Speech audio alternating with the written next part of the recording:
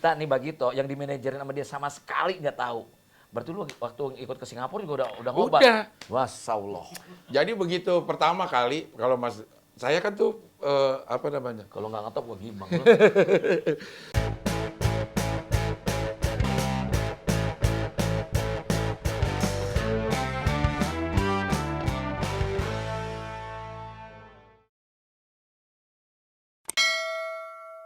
Assalamualaikum warahmatullahi wabarakatuh, para sobat Bang Miing.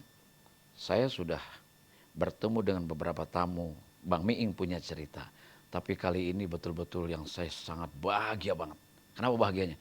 Dari tadi malam nggak bisa tidur, sumpah nggak bisa tidur, panas, AC mati. Karena mau ketemu dengan sosok yang menjadi apa namanya idolanya para kaula muda. Kalau anak sekarang bilang, guys, lu bakal ketemu yang lu sukain. Nah, hari ini saya ketemu dengan sosok, ini bukan bukan sara atau rasis ya. Ketemu orang Padang. Konon kabarnya dalam cerita-cerita YouTube-nya bahwa dia adalah campuran dari ayah dan ibu, yang ibunya Padang, bapaknya Padang, nyampur jadi dia. Padahal itu adalah hoax sebetulnya. Dia ayahnya memang Padang, cuman ibunya Minangkabau. Nah, ini orang saya kenal tahun 89 di radio. Dan saya berteman dengan dia baik. Saya 5 tahun lebih dulu di radio itu, baru dia nyusul jadi penyiar. Dan ini anak memang pada saat itu memang agak lebih aneh dibanding yang lain. Tapi yang mau saya ceritakan bukan itu. Itu soal kreativitas dan naluri darah. Tapi adalah perubahan secara budaya. Kan kalau ada orang tiba-tiba dapat lotre, besoknya geger budaya, berubah sikapnya, perilakunya, secara sosial pada teman jadi sombong sebenarnya. Ini tidak pernah berubah dari dulu. Dan yang paling hebat lagi tidak pernah berubah adalah namanya. Dari kecil dia namanya itu aja sampai sekarang. Dia sekarang udah naik mobil mewah, rumah gedung, karir memoncer. Namanya tetap nggak mau dirubah. Tetap namanya Abdel Ahrian. Assalamualaikum. Waalaikumsalam warahmatullahi wabarakatuh. Gue deg-degan dari tadi. Kenapa deg-degan? Karena saya sampai ada di sini gara-gara tanda tangan Pak Deddy ini. Pak Deddy menandatangani saya bisa jadi penyiar. Kalau saat itu Pak Deddy nggak tanda tangani, nggak tahu jadi apa ini sekarang. Gitu ya? Iya. Mungkin saja bisa jadi Batman mungkin atau apa kabar, Del? Baik, alhamdulillah. Masya Allah. Mas Deddy, terima kasih. Sobat Bang Miing, yang saya bilang tadi kenapa? Saya ketemu Abdel dulu tahun 89, dengan ketemu saat ini tidak pernah ada berubah, terutama sikap. Karena biasanya orang-orang di kita itu ketika dia nothing dia baik, ketika jadi something menjadi dia berubah. Ada geger budaya ya? Iya, betul. Atau apa ya geger budaya, apa culture shock ya? Iya. Gitu, semacam kayak gitu. Nih, saya mengamati Abdel perjalanan dari dulu, dan saya ingin mengatakan pada teman-teman, lucunya bukan sekarang. Dari dulu, justru itu saya salah sangka. Saya pikir dia memang dia nggak pengen terkenal kok. Nggak pengen cita-cita jadi pelawak. Walaupun dia pernah jadi manajer Bagito. Dan kalau siaran juga beda dengan siaran musik yang lain. Kalau misalnya kita mendengar, anak-anak sekarang itu mendengar jokesnya Abdel sekarang, itu udah zaman di SK seperti itu. Logikanya seperti itu. Gitu. Iya.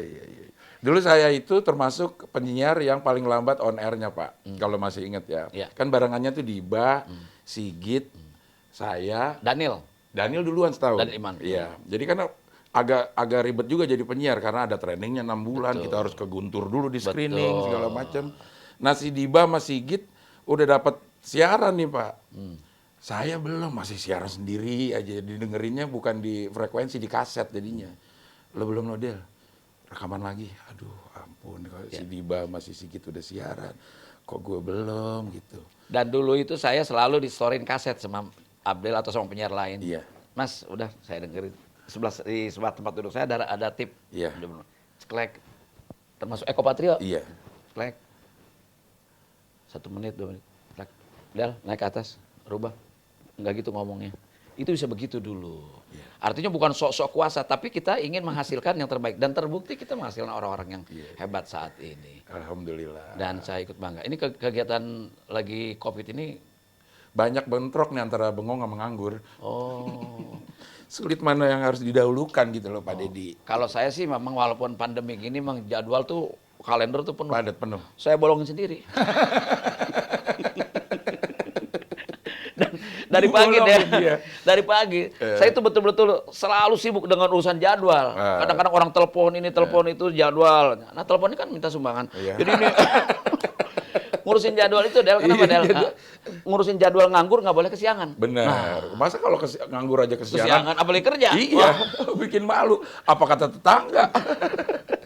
Nganggurnya kesiangan. Ya. Nah, sekarang kan kita sedikit secara cerita-cerita zaman dulu ya. Iya. Zaman dulu. Kalau zaman sekarang sih saya kira anak-anak muda, anak milenial udah tahu siapa yang nggak tahu Abdel sih gitu. Ya kan? Di YouTube ada, di YouTube ada, di mana ada lah pokoknya. Ya sekarang saya begitu lihat Abdel muncul, ini. Sebetulnya saya bilang, saya ulangi, dia terlambat. Kalau dia serius dari awal kepengen ini rasanya, tapi memang saya bilang tadi ke Abdel, nasihat orang tua nih. Saya kan udah nggak punya apa-apa kecuali masa lalu. Iya. Nah, kalau di Papua itu jam 6 pagi, lalu di Jakarta jam 4 pagi, bukan berarti Jakarta terlambat. Memang itu siklusnya. Iya. Jadi saya tidak mengatakan saya akan anulir ya, saya akan ini lagi omongan anak saya. Abdel bukan terlambat, memang saatnya Tuhan memberikan pada saat ini, Iya. bukan kemarin. Iya, iya. Gitu. Begitu nyesel, terkenal duluan, sekarang nggak ngapa-ngapain gitu, nggak juga.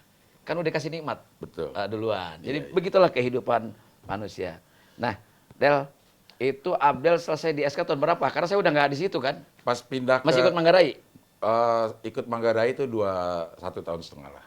1,5 tahun. Jadi awal di Pakubuwono, 92 kan pindah ke Manggarai. Betul. Saya cuti tuh. Cuti 6 bulan baru masuk. Pak Dedi udah jarang-jarang tuh. Di Manggarai kan juga sebentaran doang. Saya yang merancang layoutnya, Iya. layoutnya doang. Sebentaran doang. Jadi 92 sampai 94.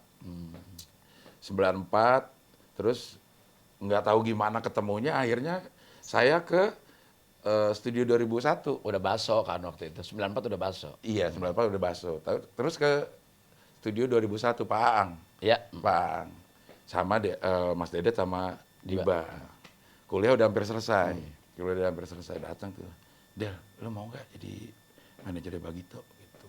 Di situ yang pertama kali tawaran itu ada dari Mas Dedi ke Mas Dedet ngomongin. Baru setelah itu gabung di Bagito, udah ngurusin bakso yang kedua itu. Bakso yang kedua. Kontraknya 52 juta per episode. Gue Mas Dedi. Sebutin dolarnya dong, 1.800. 1.800 dolar. Dan itu yang suruh ngurusin gue. Mas Dedi salah apa enggak sih? Inian nih tawar-tawaran sama Mbak Linda. Linda Banuwati. Iya. Betul. Waduh, gue deg-degan banget ini segini. Tanda tangan segala macam. Udah. Tapi itu menjadi pemicu bagaimana saya bisa terjun ke dunia hiburan secara profesional. Iya. Jadi memang semua ada tempatnya gitu. Pada saat udah mendelegasikan sesuatu, ya udah percayain aja sama orang itu yang saya dapatkan. Pemimpin bukan harus selalu bisa mengerjakan sesuatu, tapi bagaimana mendelegasikan Segala sesuatu, tidak segala sesuatu. Tidak segala sesuatu, tapi bagaimana dia bisa mendelegasikan kerjaan-kerjaan ke orang yang tepat. Makanya disebutnya manajer, tukang ngatur gitu. Dia distribution of job. Iya, gitu. Jadi kalau semuanya dikerjakan sendiri ya dia bukan pemimpin ideal lah kalau menurut saya. Gitu. Mandor. Iya. Ya, Del. Yeah. Kita nostalgia. Jadi buat kaum milenial ini, Radio SK itu adalah radio pertama dan satu-satunya yang total berhumor. Berhumor, betul. Jadi dulu jangankan penyiar atau pengisi acaranya pelawak, fans saya saja lucu-lucu. Ada Skak namanya. Di antaranya Taufik Safalas itu fans. Ulfa itu fans radio. Iya, gitu. Jadi semuanya memang difasilitasi sama Radio SK, baik penyiar, pelawak, bahkan sampai pendengarnya kita bikin kayak perkumpulan lah, Skak itulah gitu. Jadi di situ, fans club. Kalau sekarang kan fans club. Iya. Nah, kalau Abdel ngelihat kita semua kan pelawak, hampir semua pelawak muda itu saya hire kan. Misalnya sebut saja Patrio, itu kan produk lomba lawak yang saya ketua panitianya, yang SK yang bikin. Kemudian ada Diamor, ada Kelik, ada bermacam-macam pelawak juga. Bahkan ya Parto memang pelawak awalnya, lalu dia kerja sebagai tim administrasinya, bagian iklan sama ngambil hadiah ya. Iya, sama nulisin itu RS, ngetik jadi RO. Jadi radio script menjadi radio order. Ya. Gitu, nah. Itu. Jadi ketika itu. Nah sekarang kalau Abdel ngelihat perubahan-perubahan pelawak, sekarang kan eranya kamu, nah yang saya bilang tadi, Abdel tuh diuntungkan di dua zaman. Ketika zamannya Bagito dengan dalam bentuk pelawak yang berkelompok, masuk, ngalamin, Iya. tapi sekarang dengan yang individual namanya stand up Iya. juga ngalamin. Iya, iya. Itu gimana, bisa cerita nggak? Sebenarnya apa yang didapetin selama di Radio SK, selama di Bagito, itu yang jadi modal saya untuk bisa stand up, Mas, gitu. Karena dulu mungkin secara teori nggak ada. Teori yang cuma didapat waktu di SK, yang benar-benar teori itu yang dari Pak Temi, Devita Alapra itu. Betul. Dengar, pikirkan, tahu, latihan, praktek lah yang kayak begitu. Tapi pada dasarnya itu semua memang apa namanya pengetahuan awal untuk bagaimana kita kalau mau membuat jokes gitu. Betul.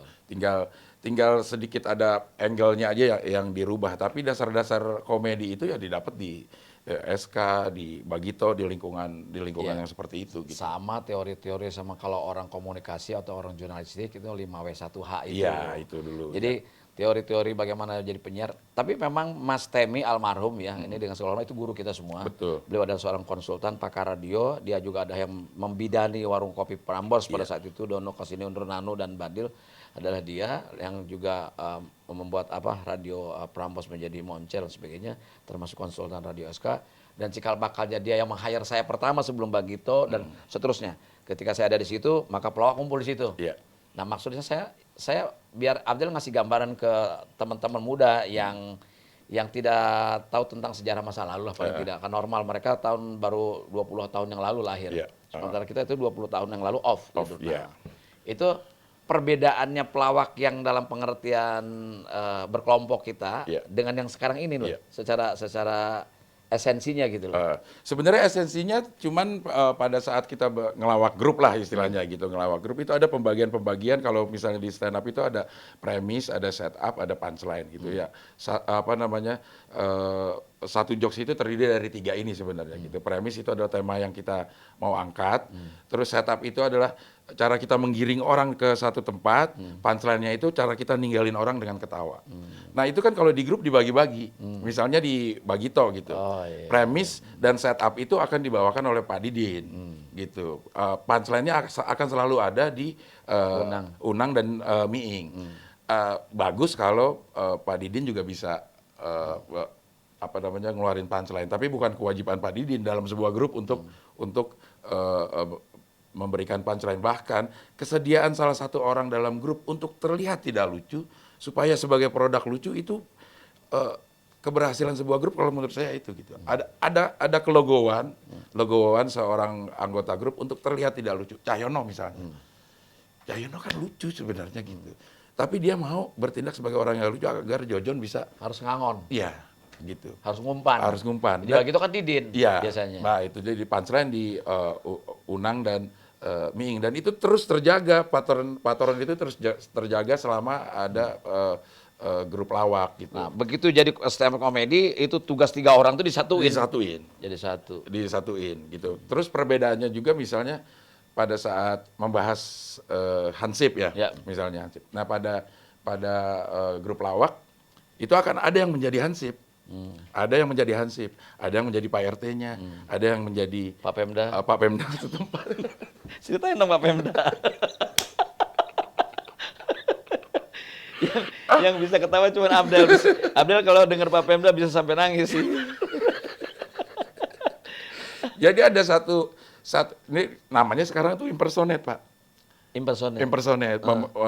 Menirukan tuh kalau dalam teknik stand up namanya impersonate. Pak Dedi ini menurut saya masternya impersonate karena dia bisa menirukan jadi dan bertindak jadi Ina cewek. Jadi tukang sayur. Aki. Jadi Aki Biran. Jadi sebagai Pak Pemda. Dari sekian impersonate yang dibikin, favorit saya Pak Pemda. Dan itu hanya terjadi pada saat Parafiong. Oh, Parafiong ya. Jadi buat sobat Bang Miing, ada satu nama acara di Radio SK itu namanya Parafiong. Parafiong itu kayak semacam orang kirim surat. Iya, kayak surat membaca ya. Abdel membacakan dengan Mbak Neni. Iya.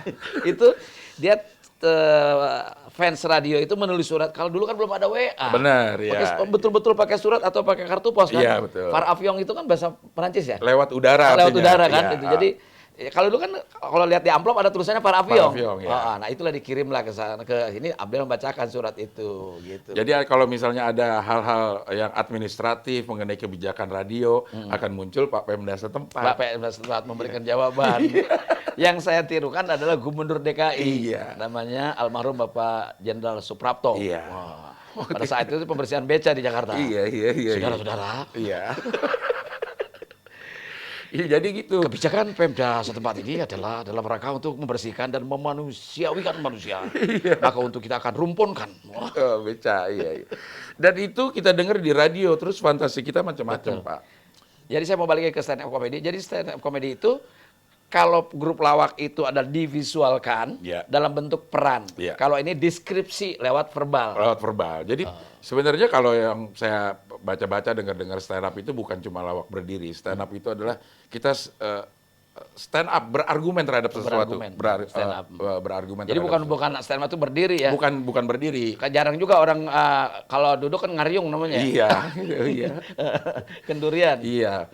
Dan pada saat stand up itu, misalnya Hansip, tentang Hansip, kita nggak jadi Hansip sebagai stand up comedian. Kita akan berargumen, Mendeskripsikan. ya. Apa pandangan lo tentang Hansip? Apa yang terjadi sama Hansip seperti apa? Dan stand up itu idenya tuh selalu menggugat, sama sih sepertinya lawak-lawak yang lain juga harus ada pendekatannya itu pendekatan negatif terhadap sesuatu biar bisa jadi lucu gitu. Betul. Jadi kalau yang positif-positif aja memang kurang apa ya? Itu memang fungsinya kesenian adalah bagaimana dia protes, Ya. bagaimana dia menggugat. Ya. Ya kan maksudnya lagu pop sebetulnya kan sebuah pemberontakan Ya. dari mereka protest of the people Ya. gitu. Jadi pop gitu Pop, kan. ya. Ini dalam komedi juga begitu Ya. kan. Kalau kita lihat tanpa kata Charlie Chaplin dia juga sebentuk protes. Protes ya. Ya sama-sama seperti ini yang saya sering sebut sama semua orang yang ditanya. Bagito tuh hebatnya apa sih gitu. Yang orang yang nggak ngerasain gitu. Saya cuma kasih satu gambaran. Bagito itu materi-materinya mengkritik pemerintah saat itu. Saat itu dibasuh di RCTI. Yang punya RCTI adalah anaknya penguasa. Yang dikritik. Yang dikritik. Sampai sebegitu smoothnya kritik itu, sehingga orang yang dikritik itu ngambil ketawanya aja, bukan sebelnya gitu. Tapi pada saat berubah zaman, orang gampang tersinggung, orang ini kritik-kritik yang seperti itu tuh bisa kalau dilakukan sekarang kayaknya bakal ditangkap malah dengan UU ITE itu gitu. Padahal pada saat itu kalau dibilang Orde Baru apa kurang represifnya gitu. Orang kita mau jadi penyiar radio aja harus ke Guntur. Jadi gini Del, yang saya rasain ya, ketika zamannya Bagito, Iya. Bagito itu besar karena memang keadaan represif sebetulnya. Iya, betul. Jadi kalau teorinya entah hukum Boyle, entah hukum Archimedes, yang jelas semakin itu ruang diperkecil kan tekanan makin tinggi. Betul, Nah, iya.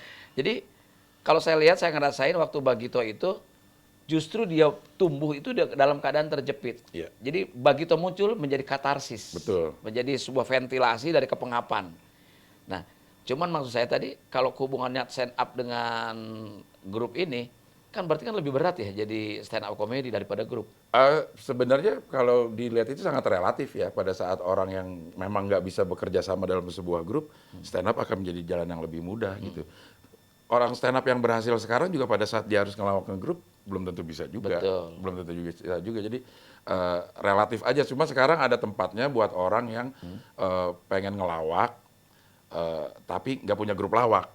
Sebenarnya kalau saya tanya sama anak-anak ini stand up ya, memang dia pengen jadi pelawak. Tontonannya juga warkop, Bagito, Komeng segala macam. Cuman nggak ada tempat untuk ngelawak. Tapi ada sekarang saluran sendiri nih si stand up comedy. Makanya kayaknya itu menjadi booming Tapi karena kan situ. di era dekade 2000-an ke sini, mungkin 2010 lah ya paling tidak ya. Itu kan mendapatkan tempat yang bukan main oleh media. Betul. Sementara zamannya Bagito, grup itu untuk ke televisi itu kan ngantri. Ya kan? Apalagi zaman Orde Baru dulu. Soal persoalan lu masuk Golkar atau enggak kalau Iya. zaman dulu. Kalau nggak masuk Golkar nggak bisa masuk bisa masuk. Safari. Iya, Ya, betul. gitu. Itu fakta politik gitu. Jadi Iya. mohon maaf ini bukan ngomongin politik tapi itu fakta politik pada Betul. saat itu sejarah gitu. Yang kita alamin sendiri. Bahkan ketika kita menirukan Hansip yang disogok pun kita di ban oleh TV itu. Oleh TVRI sebut saja 2 tahun kita nggak boleh siaran. Artinya begitu represifnya. Mungkin tidak fisik kita tidak dipenjara akan tapi secara psikologis gagasan dan kreatif kita pun terpenjara gitu loh. Iya, nah sekarang udah bisa lebih leluasa sebenarnya gitu. Cuman memang jadi seperti biasa akhirnya Bagito atau Warkop gitu menjadi fenomenal karena memang berbeda tampilannya dengan kondisi zamannya gitu. Beda suasana ya, beda beda suasana suasana. gitu. Pada saat sekarang orang kritik DPR ya udah Biasa hal yang aja. biasa Bukan gitu. sesuatu. Bukan sesuatu Kalau yang dulu kan sesuatu berani betul banget gitu. Bahkan sekarang DPR aja bikin lomba kritik DPR stand up Betul. gitu. Jadi pada saat eranya Warkop ataupun Bagito, hal-hal seperti itu adalah hal-hal yang tidak dipunyai oleh grup lawak lain atau grup komedi yang lain gitu. Gitu ya. Dan ini ya Del, apa namanya? Bukan soal enak atau tidak enaknya, mana enaknya stand up comedy atau kelompok lawak. Dua-duanya punya handicap tersendiri. Betul. Tapi yang enaknya kalau stand up comedy mungkin satu dibanding grup. Apa itu? Honornya nggak dibagi-bagi. Mau tahu ceritanya tentang Abdel berikutnya? Tungguin. Para sobat Bang Miing, kita balik lagi di Bang Miing punya cerita sama Cing Abdel. Manggilnya Cing Abdel ternyata gue perhatiin itu muncul ketika dia jadi sosok seorang Tukang bubur naik haji. tukang ayam naik bubur. Tukang bubur naik haji. Jadi anak-anak muda sekarang di mana-mana manggilnya Cing Abdel, Cing Abdel. Del, waktu 89 itu kan baru lulus SMA ya. Dan saya ambil keputusan untuk meloloskan kamu. Kalau Diba sih jelas udah dewasa, dia sudah di siaran di RRI juga. Iya. Nah, Abdel, saya hanya punya ngelihat bahwa saya juga pengetahuan radionya kan belum dalam, gitu, belum dalam-dalam amat. Cuman karena tugasnya sebagai station manager harus ngambil keputusan, kayak ini anak unik gitu. Nah, Abdel ini unik. Nah, yang mau saya tanya bukan itu, keunikannya jelas. Sekarang orang merasakan bagaimana Abdel dengan kreativitas logikanya di dalam melawak. Dan enaknya Sobat Bang Miing, ngobrol kalau sama pelawak yang sekolahan dibanding kita yang nggak sekolah itu beda. Enak, kita nanyanya 1, jawabnya 3. Kalau kita nanya yang lain itu nanya 3 kali jawabnya 1. Yang jawab kita juga. Nah, Del, kan itu kan mulai baru masuk ke UI juga baru tingkat 1 kan, baru lulus juga. Semester 1 baru ya. Itu gimana? Kamu kan penyiar reguler waktu itu. Iya. Setelah siaran loh, setelah on air loh ya. Iya. Belum trainingnya kan 6 bulan tuh. Trainingnya lama. Naik gitu. turun tangga kan? Iya, ke lantai 3 Lantai 3. rekamannya di situ gitu. Terus? Kalau untuk bagi waktunya mungkin karena kan dulu modelnya belum seperti sekarang ya Pak ya. Maksudnya siarannya pun enggak tetap pagi-pagi terus. Kalau sekarang kan radio tuh kayak gitu kan. Penyiar pagi ya dia aja, penyiar siang ya dia aja, penyiar sore, malam gitu kan. Kalau kita kan rolling tuh di Rolling. SK. Jadi ada yang hari Senin siaran Abang Anter pagi. Sebutin nih ke Sobat Bang Miing. Nama-nama acaranya juga unik di SK. Namanya pagi itu dari jam 6 sampai jam 8 itu namanya Abang Anter. Ayo bangun jangan terlambat. Jam 9 Jam 9 cekot. Cerita kota. kasih tahu dong penyiarnya. Ari pribadi. Sama siapa dong? Sama Pak Miing lah, udah pasti itu. Cekot itu bacain pos kota. Bacaan pos kota. Bacain cerita tentang kota hari Dengan itu. apa yang terjadi Apa di yang kota terjadi, Jakarta hari itu. pada hari dengan itu. jokes dan Iya. sebagainya. Dengan Itu jam komentar. 6 sampai jam 8 nih Abang Antar, ayo bangun jangan terlambat. Nah ini pernah terjadi lucu. Pak Didi tahu gak? Lina Amanda Tahu. gantiin Andika saat Andika. itu. Dia Abang Anter, sama dia diganti jadi Empo Anter. Karena si penyiarnya nggak tahu yang dimaksud Abang Antar itu. Iya, iya. Dia adalah akronim. Akronim. Dari ayo bangun, jangan terlambat. Jam 8 sampai jam 9 itu musik ayat 1.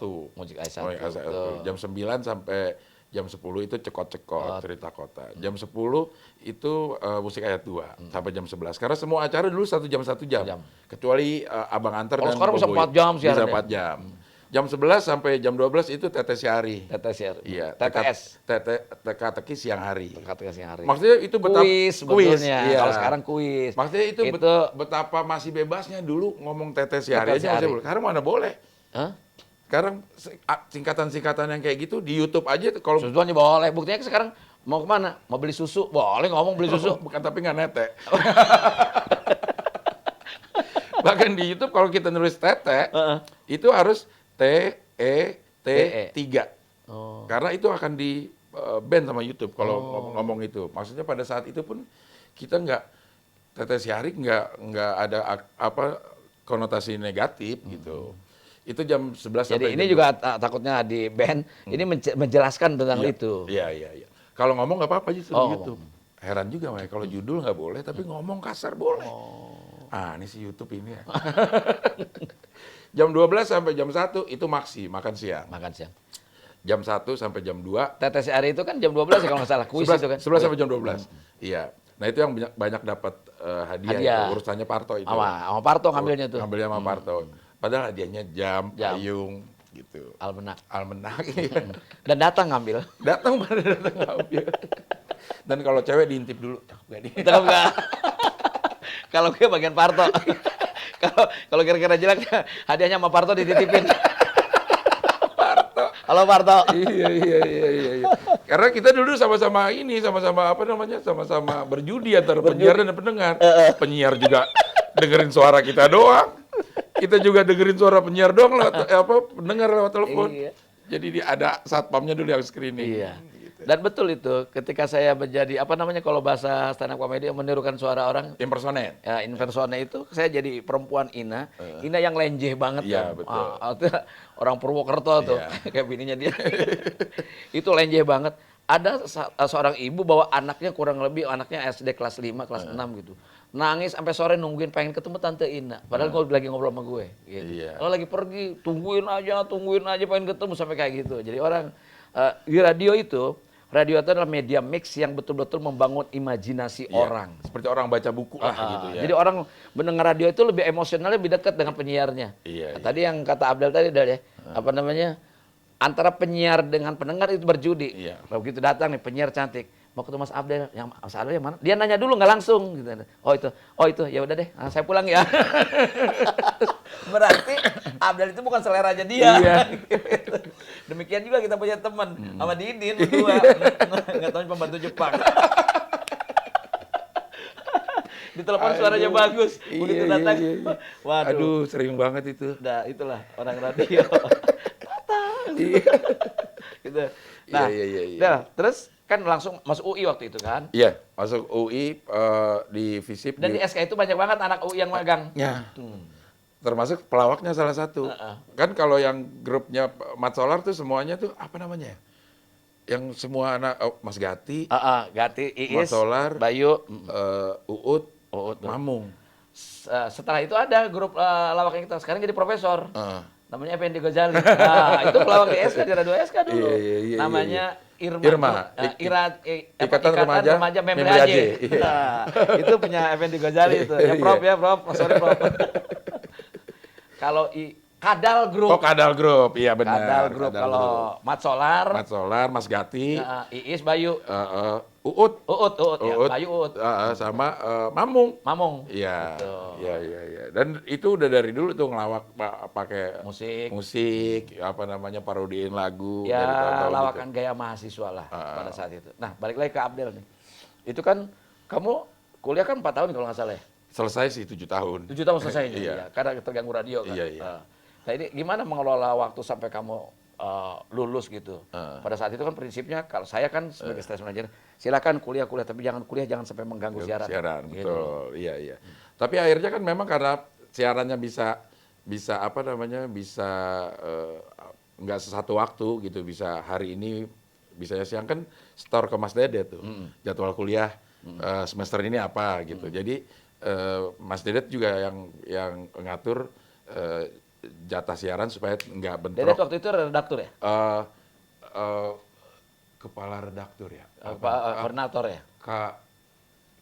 Ya koordinator redaktur apa namanya? Di bawah Capstock kan? Kasekret. Oh Ya, iya. kepala seksi redaktur. Jadi redaktur itu kalau di SK nih betapa sedikit uniknya gitu. Ada redaktur musik, Yus.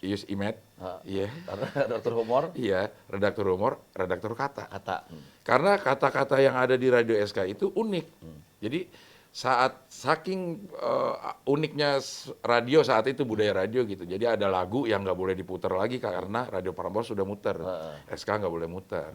Ada kata-kata yang nggak boleh Diucapkan. disebutin karena udah trademarknya Iya. Prambors. Misalnya menyebut lagu di Prambors tembang. Karya. Tembang, sebuah tembang gitu, atau musik. Kalau kita harus nyebutnya lagu. Begitu dijaganya supaya diferensiasinya tuh ada ketahuan nih. Kalau SK, kalau denger ini berarti SK. Ya bagian dari standar kata lah. Iya, standar kata. Dan akhirnya Abdel lulus. Lulus. Dari UI. Ah. Dan masih dalam keadaan sudah lulus pun kan masih di SK ya? Udah nggak di SK. Pas di wisuda lagi di Bagito tuh. Lagi begitu. Lagi sebagai manajer di Bagito. Pas saat wisuda itu, pas kita mau RCTI yang tur Mega Bintang loh, yang dibawain kemana-mana tuh, bintang-bintang RCTI. Oh, Semarang Karno segala macam. Iya, segala macam, Mas Idul dibawa ke Bandung, dibawa kemana gitu untuk diarak-arak. Betul. Karena dulu promonya si acara televisi itu off air. Jadi kita bikin show di Bandung, di Semarang, di Semarang, jadi Surabaya, kota-kota besar lah. jalan darat.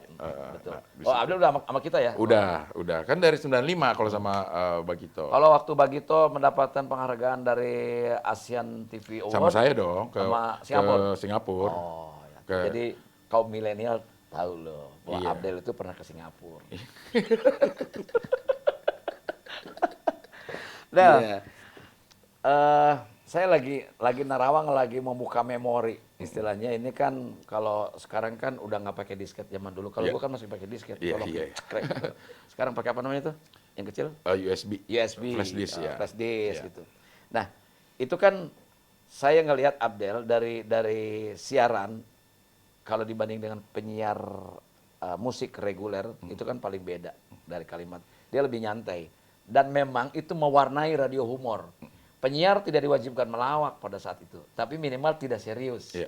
Dalam pengertian serius menyebutkan bukan berarti lagu Beatles disebutkan jadi plesetin, enggak. Dia tetap serius dalam konten musiknya, tetap serius, akan tapi pembawaannya lebih santai. Ini bawaan orok apa? Ya kan katanya keluarganya lucu semua. Iya, cuman itu mungkin karena nggak bisa siaran bagus, nggak bisa siaran seperti kan dulu kita bilangnya DJ style. DJ style. Nggak bisa kayak Daniel, kayak si gitu. Atau kayak Nugi. Kayak Nugi gitu. Nugi kan pernah di kita juga. Iya, Nugi yang pada saat membawakan, menganterin lagu itu keren. Itunya keren gitu, nadanya keren. Nah, saya itu nggak bisa, Pak. Nggak bisa. Cuman gimana caranya supaya bisa keterima? Ya pakai diksi-diksi lucu lah.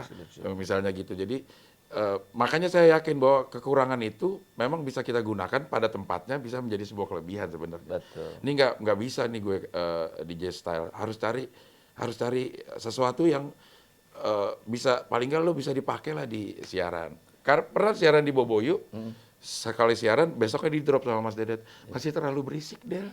Saya bilang mau tidur. Iya. Jadi pada sobat Bang Miing bahwa yang disebut oleh Abdel tadi adalah nama acara Boboyu. Boboyu, Itu kan konotasinya konotatif banget iya, gitu loh. betul. Boboyu gitu kesannya tuh. Dan itu memang acaranya malam sampai jam 12 malam Iya. sampai tutup radio. Iya. Dulu jam 12 saya tutup Jam ya. 12. Jadi jam 10 sampai jam 12 itu Boboyu. Itu mengantarkan orang tidur. Tiba-tiba yang siarannya Abdel nggak tidur orang. Nah, itu jadi argumentasi saya.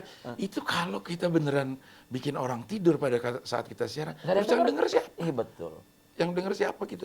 Ya kita temenin dengan, itu orang pasti bukan mengharapkan terlelap dengan dengar suara kita gitu. Lagunya Good Night. Good Night gitu. Emerson, Lake and Palmer gitu. Ya gitu loh, masih terlalu keberisikan Del, kata Mas Dedet. Ya tapi argumennya gitu ya sengaja biar dia bangun gitu. Karena kan pandangan Dede redaktur itu pada saat itu, pendengar saat itu loh, yang waktu itu anak SMA, anak SMP, yang sekarang mama. Iya. Halo mama fans Radio SK yang udah punya anaknya mahasiswa, kadang-kadang udah punya cucu, kayak gua ketemu orang, Pak saya pendengar ini saya udah punya cucu, ya ampun berarti gimana tuanya gue ya gitu. Nah itu kan bahwa orang kalau mau diantarkan untuk ke tempat tidur, ke peraduan, itu adalah yang romantis, Betul. yang romance. Iya. Baik lagunya pasti yang slow, gayanya kayak Intan Ardita. Bener. Gitu. Tiba-tiba Abdel yang siaran, orang melek aja, agak ngeganggu. Ganggu emang, maksudnya menabrak budaya radio pada saat itu. Kalau malam ya harus mendayu-dayu, bahkan dikasih background yang bikin meleleh lah. Kayak Gitu. orang misalnya ada musik di sebuah acara untuk makan siang. Betul. Tiba-tiba dikasih rock, kan piring berantakan. Kan? Benar. Iya. Kurang lebih kayak gitu. Makanya sekali siaran abis itu di drop. Dan waktu kecil di rumah kamu menjadi troublemaker nggak sih? Saya paling baik Pak Deddy. Di antara 8 itu mungkin yang tidak berulah itu, apalagi kalau laki ya laki. Anak keberapa? Saya anak ketujuh Oh satu-satunya. sama. Iya. Saya juga anak ketujuh satu-satunya. Jangan-jangan kita kembar. Anak ketujuh. Kalau mau dilihat laki-laki ya 3 ini, saya itu yang paling nggak macem-macem. Yang pertama nih karena tinggal di Berarti Pisangan. anak laki-laki yang paling kecil loh? Iya, anak laki-laki yang paling kecil. Ini anak yang pertama nih tukang mabok obat nih, namanya Pisangan. Pisangan itu Mas Deddy, segala sesuatu itu udah menjadi dimaklum sangat permisif sekali untuk Oleh publik itu. sama lingkungan Pisangan. Kalau ada orang mabok, ada nungguin Biasa. got, itu biasa ya? Biasa, ada orang mabok, ada orang judi, ada orang asal jangan makan babi. Mas, lu kalau udah makan babi udah kacau loh, Udah kacau. Udah makan kacau. babi. Kalau Untung nggak ada yang dagang di sini. makan babi itu kayak dosa yang paling tinggi kayaknya di Pisangan. Kalau mabok nggak? Kalau mabok udah biasa kayaknya udah mabok. Tanya masih Charlie dah. Beler. Si Nana Charlie udah pasti tahu dia tuh kayak gitu. Emang budayanya itu seperti itu gitu. Iya, memang tipikalnya kayak gitu juga, kayak Charlie itu. Iya. Ada yang nyimeng, ada yang minum, ada yang ngobat, ada yang main judi, ada pokoknya bandel. Dan kamu enggak? Enggak. Cuma nyimeng, karena nyimeng nggak ketahuan. Ya itu bukan enggak, Nggak, ya iya itu mah. Akhirnya nggak ketahuan, karena kan kalau ngobat kita ketahuan ya laga kita jadi Oh beda ya? berubah. Kalau nyimeng sama itu beda? Beda. Minuman juga ketahuan, berbau segala macam jadi ribut. Kalau nyimeng kan enggak, kita ngumpet. Oh. Jadi selama itu dianggap sebagai anak yang baik, makanya begitu kena narkoba, putau itu kaget orang tua nih. Kok si Abdul bisa kena Lo nih? katanya permisif orang situ. Terus bapak lu dong, mestinya permisif juga. Enggak, dia mah enggak. Permisif bagi orang lain, bagi anaknya. Bagi orang lain, misalnya di depan nih ada kandang burung yang suka ngadu burung judi. Kan anak situ suka ngelepek-ngelepek gitu Iya, kan? itu persis di depan rumah saya. Papi sih ngediemin aja gitu. Tapi main ke situ nggak boleh. Karena dia masih secara agama masih sangat fanatis gitu, sangat fanatis Islamnya gitu. Orang tua tuh. Iya, cuman ini lingkungan yang seperti itu. Jadi kaget Sebetulnya lah. budaya jahil waktu di rumah tuh nggak ada.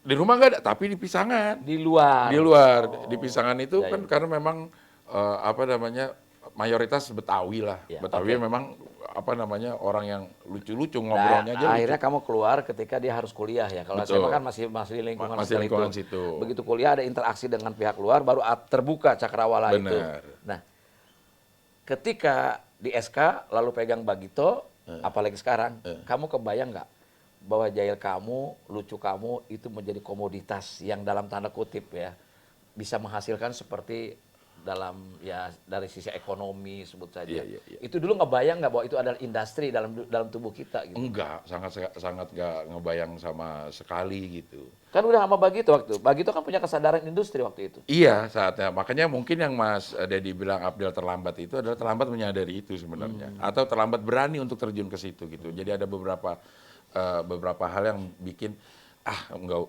emang ini bukan jalan gue lebih baik di belakang layar aja Saya deh. ingin menyampaikan pada para sobat Bang Ming, kenapa saya menggunakan kata terlambat itu. Misalnya contoh almarhum ya, dengan segala kebaikannya Taufik Safaras. Itu fans, dan itu asisten Bagito pertama kan. Itu datangnya lebih belakangan dari Abdel gitu. Kan saya ingin Abdel lebih dulu populernya daripada yang belakangan. Tapi nyatanya Taufik itu lebih berani kan. Lebih berani. Jadi muncullah dia. Muncul dan lebih mengambil resiko untuk terjun total ke dunia itu gitu. Memang ya pada saat itu ya pilihan aja sih Mas Dedi. Tidak memilih itu tapi memilih yang Tapi lain. setahu saya kan Abdel ketika lepas dari SK lalu ke Bagito, lepas dari Bagito juga tapi tetap tidak keluar dari dunia entertainment kan Benar. sebetulnya. Iya, benar. Dan itu memang passion kamu di situ. Passionnya di situ memang. Karena akhirnya begitu lepas SMA ada di dunia entertainment, langsung masuk radio. Lingkungannya dan enjoy di situ. Enjoy di situ. Ya artinya sebetulnya passion. Untuk para sobat Bang Ming, lulusannya dia sarjana hubungan internasional. Minimal dari konjen lah ya atau kalaupun belum waktunya duta besar pun gitu. Tapi justru yang bukan sekolahnya HI pada jadi konjen, pada jadi duta besar. Duta besar. Karena begitu masuk HI baru sadar. kalau mau jadi tua besar mah jangan jadi HI, jadi ABRI. Jadi apa? Atau sekarang jadi polisi. Jadi polisi ya kalau sekarang, iya. Gitu ya. Gitu. Jadi memang sih cakrawala apa namanya wawasan, berpikir, pergaulan itu terbentuk pada saat selepas SMA dan masuk di lingkungan Radio SK. Ya jadi apapun yang ketertarikan itu pasti yang bersentuhan berhubungan sama komedi. Enggak. Saya itu pernah jadi scriptwriter-nya Taufik Safalas. Pada saat dia yang dibilang sebagai pelopor stand up. Dia ngelawak ke HI, ke UI, kemana, ke pasar-pasar sendiri ya?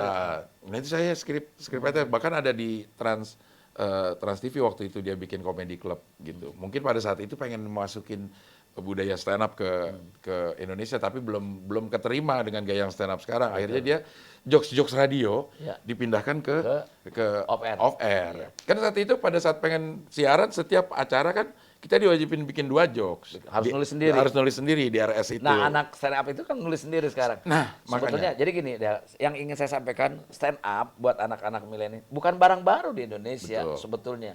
Kalau kita melihat pada sejarah masa lalunya di radio misalnya ada Pak Basio di Yogyakarta. Pelawak di panggungnya ada Pak Junaidi.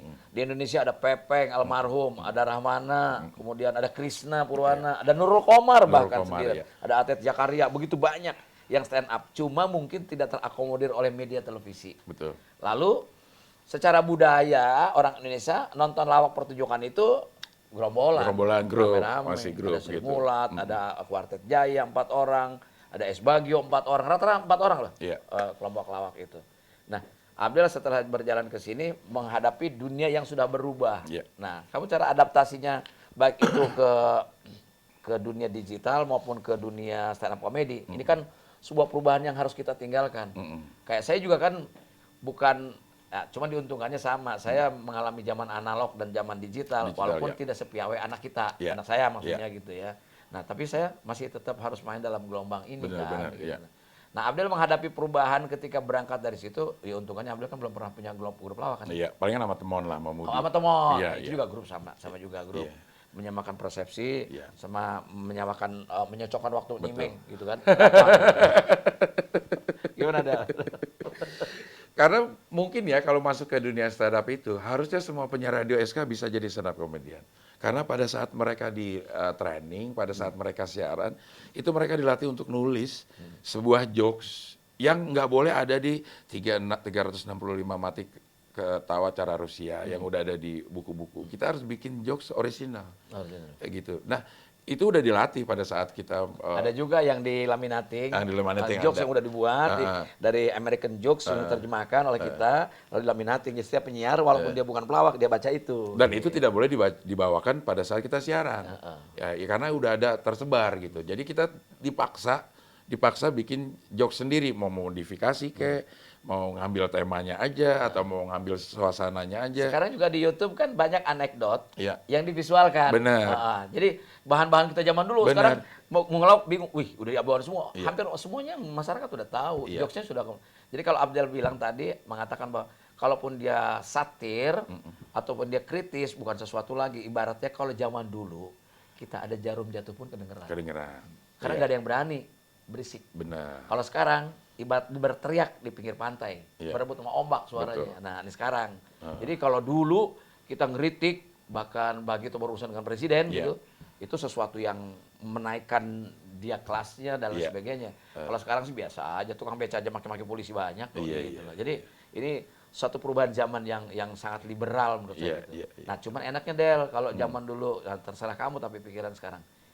Kalau saya dulu, enaknya satu, bukan musuh, yang kita hadapi satu, yaitu rezim pemerintahan. Kalau sekarang netizen, masyarakat, gitu. Kamu menghadapinya gimana tuh? Iya, banyak. Pernah nggak dimaki-maki orang gitu? Sering. Oh, Bahkan di salah satu konten, lagi wawancara sama Muklis, pemeran Satpam di Abdel Temon. Mendingan gak usah ada Abdelnya dah, kata gitu. jadi berarti lebih lucuan Muklis dong. Ngeselin ya, ngeselin. Iya gitu ya. Komen-komen yang ada di YouTube ya misalnya gitu ya. Itu nggak pernah saya pikirin. tapi saya baca. Habis itu baru kepikiran, sialan dia anak bocah. Nggak tahu. Saya juga pernah dulu kan main Twitter itu, Twitter baru-baru ada. Saya mengkritisi sebuah film yang saya anggap sadis gitu. Sebut saja Raid kedua kalau saya. The Raid ya, The Raid. The Raid, Yang sadis darah-darah. Saya ngomong di situ, wah habis dimaki-maki. Dari situ gua tutup. Gua orangnya perasa. Baperan dar. Iya. Malam udah umur kali ya. Iya. Nah, itu teknologi itu mendahului budaya jadinya gitu pada saat udah misalnya Twitter gitu sama semua orang bisa bersuara tentang apapun gitu. Teknologinya udah menyediakan itu, tapi budayanya belum. Sehingga orang dengan mudah tuh ngomongin mengkritik orang atau memfitnah segala macam gitu. Budaya-budaya untuk berlaku di media sosialnya itu belum ada, tapi secara teknologi udah ada gitu. Karena Abdel sekarang kan akrab dengan milenial dan tahu dunia internasional kan berwawasan. Saya mau tanya, perilakunya orang kita secara budaya terhadap penggunaan media sosialnya dengan orang asing dengan sebut saya Amerika atau Sama. Mereka juga sama. Mereka juga sama karena ini teknologinya ini jauh mendahului budaya kita. Lompatannya gitu. Sehingga membuat orang yang misalnya anak SD aja yang kita nggak tahu secara tulisan, nggak ada nada, nggak ada intonasi, itu akan dibaca sesuai dengan apa perasaan kita saat itu. Kalau misalnya kita nulis apaan sih lo, gitu misalnya, itu benar-benar tergantung dari kita yang baca nih. Ini anak lagi bentak apaan sih lo, atau apaan sih lo, gitu. Itu sangat tergantung kitanya jadinya gitu. Ya itulah bedanya kalimat atau kata dengan verbal, dengan omongan. Sebab kalau omongan ada intonasi. Suka tidak suka dengan satu kata itu bisa mencerminkan. Ada aura, ada gestur. Kalau tulisan kan enggak. Makanya banyak orang hanya gara-gara baca WA tersinggung. Karena persepsinya beda-beda. Persepsinya beda-beda. Gitu. Itulah media. Dan hampir kayaknya semua negara mengalami gagap juga lah dengan keterbukaan yang sedemikian luas, semua orang bisa melakukan apa aja. Mungkin juga terjadi pada para sobat Bang Miing, kita tidak pernah terpikir loh ketika ketik 5 menit kemudian taksi sudah nunggu di depan. Iya. Ketika baru saja ngetik kita ternyata sebut saja makanan sudah datang kita pesan. Itu tidak pernah terbayangkan bahwa telepon di rumah kita akan tidak berfungsi sama sekali. Iya. Kemudian televisi dan sebagainya. Dan teknologi digital itu memporak-porandakan teknologi sebelumnya. Benar. Nah, terus Abdel masuk ke dalam punya kesadaran industri itu kapan, Del? Bahwa lu bentuk lu bisa jadi duit gitu. Ya kayak dulu kan kalau Abdel tahu dong, zaman saya ngelawak dengan Bagito dari nama Dedi sampai Miing. Ternyata ketika jadi Miing yang jadi duit. Iya. Yang nama dari asli orang tua nggak jadi duit. Jadi duit, ya. Ini saya nih dapat sebuah quote yang ini. Dari buku yang saya baca di Bagito. Saat itu Bagito dikasih buku sama Pak Renald Kasali. Mengenai perubahan. Change, ya mengenai perubahan. Di situ yang saya ingat, walaupun nggak dibaca semua ya, ada satu kalimat yang saya ingat.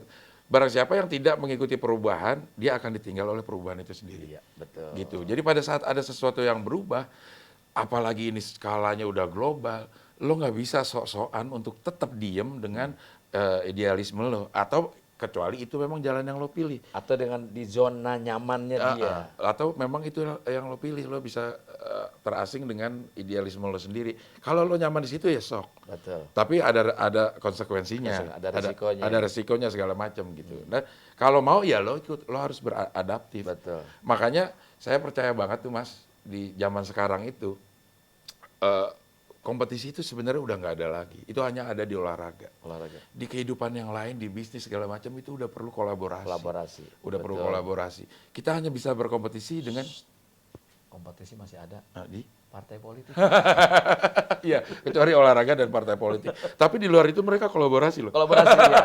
Itu pura-puranya kompetisi, padahal nanti kolaborasi. Kalau udah cocok. Yoi. Angkanya udah cocok baru dia gitu. Ya. Iya. Abdel tadi mengquote dari tulisan salah satu buku dari sahabat saya ya, Pak Renald Kasali ya.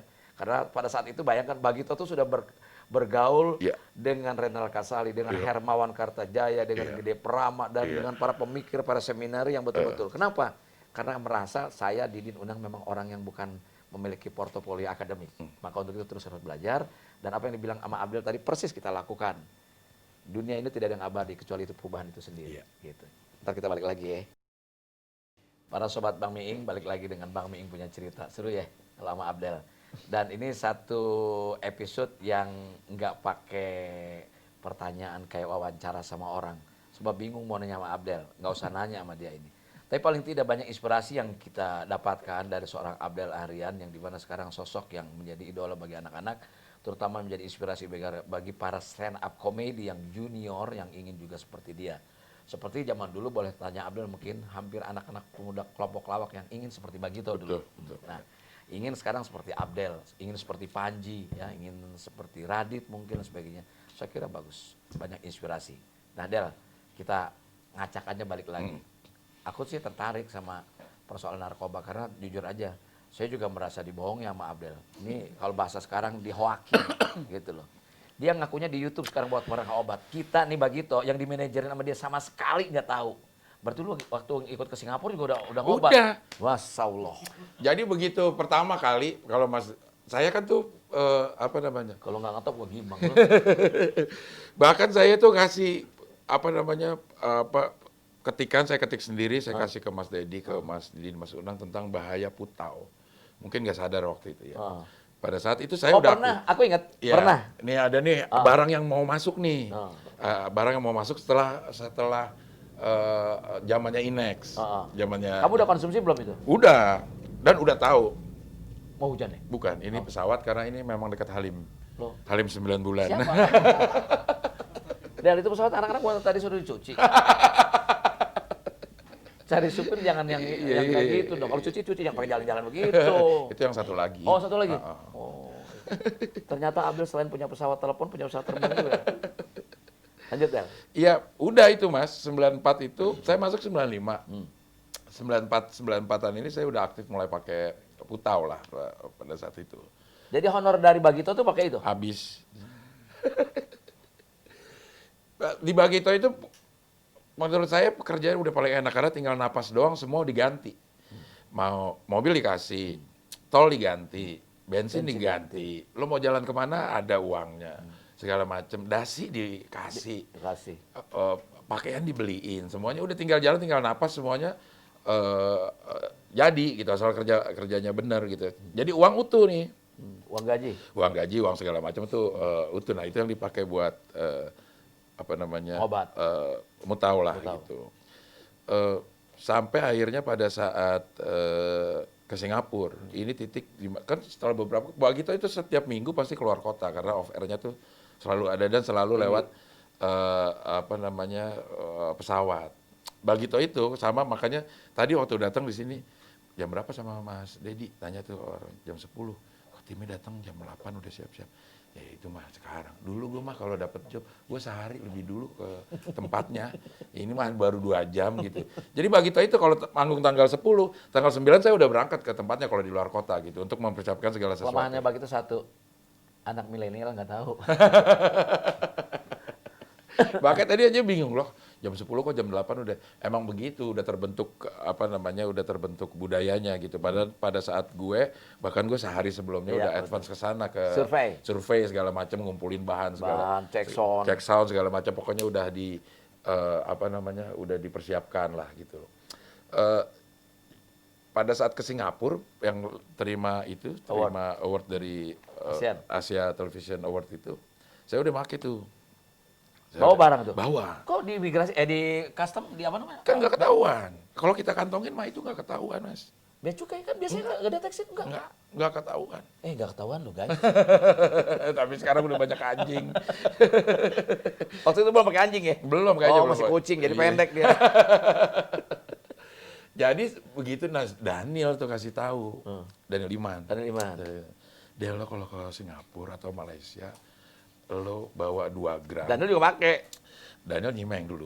Nyimeng dulu. Dia nggak dia sempet nggak ya pakai ya? Pakai kayak sempet ya, tapi nggak terlalu lama lah. Terus kata Daniel, lo bawa 2 gram aja, lo nggak usah pakai diadilin lo. Udah lo pancung.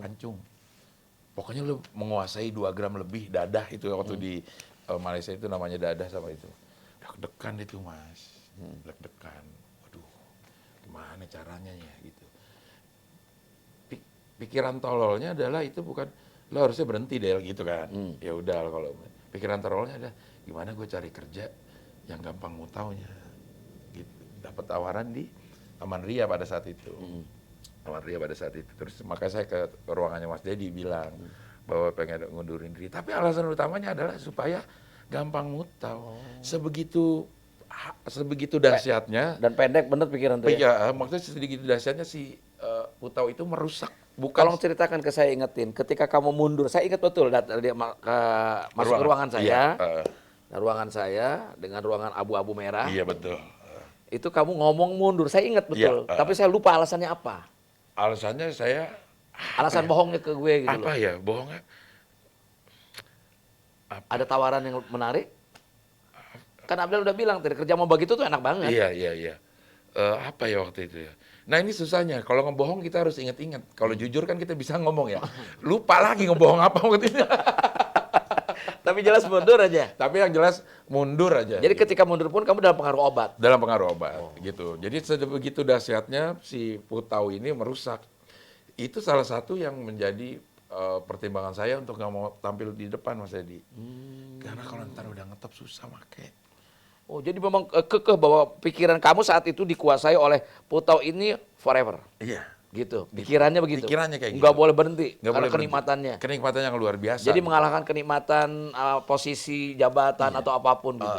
Gue nggak apa-apa lah di belakang orang nggak kenal nggak apa-apa. Yang penting gue bisa mutau. Nah itu Jadi kalau kita ke daerah gitu manggung, kamu bawa? Guys, gue emang goblok. Saya nggak tahu. Untuk anak gue nggak gitu. Jadi kalau anak begitu gue juga nggak tahu juga jangan-jangan. Waduh, ini pengetahuan buat para orang tua nih. Iya. Abdel, bukan cerita aib. Inilah sebuah kejujuran yang menjadi inspirasi bagi kita. Nyatanya dia sekarang clear.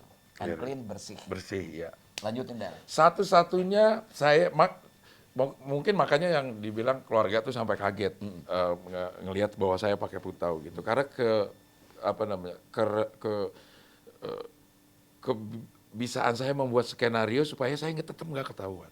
Satu-satunya saya miss selama di Bagito itu adalah job di Bali pada saat pembukaan duty free Plaza Bali kalau nggak salah. Betul. Acara lari pagi. Oh ya, lari pagi. Masih inget. Itu satu-satunya yang saya miss. Mas Dedi berangkat duluan ke sana ke Bali. ke acaranya. Ke acara. Pada saat acaranya. Kamu di hotel? Saya di hotel, masih di hotel. Tapi saya susul buru-buru takut ketahuan gitu kan. Mas Dedi kan dijemput sama panitia. Gila gue kesiangan gitu.